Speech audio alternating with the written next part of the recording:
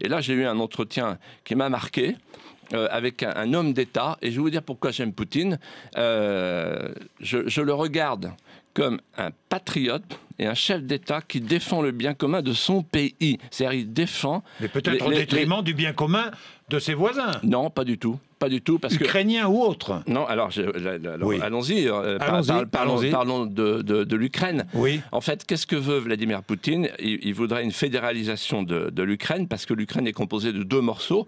Un morceau polono-lituanien qui regarde vers l'Europe, certes, et un morceau russophone, russophile, oui. qui regarde vers la Russie. Qui a été donné d'ailleurs à l'Ukraine par Lénine en 1924. Quant à la Crimée, elle est russe, elle est culturellement russe, elle est affectivement russe, elle est historiquement russe, puisque le baptême de Vladimir s'est déroulé à Chersonèse, donc au cœur de la Crimée. Est-ce que vous comprenez que des chars de l'artillerie lourde russe interviennent dans l'est de l'Ukraine, dans la région de Donetsk? C'est faux. Comment c'est faux? Non, c'est vrai. Non, c'est faux. C'est faux. Mais pourquoi dites-vous que c'est faux? C'est faux. Ça a été reconnu hier par le département d'État. Oui. Ça, c'est la propagande américaine, Jean-Jacques Bourdin. De même que, vous vous souvenez, c'était l'avion... Pardon, mais je connais des journalistes qui étaient sur place et qui ont vu des Russes, qui ont vu de l'armement russe, qui ont vu du matériel russe venu de Russie. Mais non, il y a du matériel, c'est du matériel ukrainien. De même, vous vous souvenez cet été,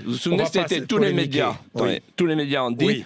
Il y a un avion qui a explosé, vous vous souvenez? Ouais. Oui. Eh bien, hier, le Premier ministre de l'Australie, M. Abbott, et Vladimir Poutine, ensemble, ont demandé à ce qu'il y ait une enquête, une enquête. Pourquoi? Parce que si vraiment ça avait été les rebelles russes, comme on les appelle, de l'Ukraine, qui avaient fait sauter l'avion, croyez-moi, on le saurait depuis longtemps.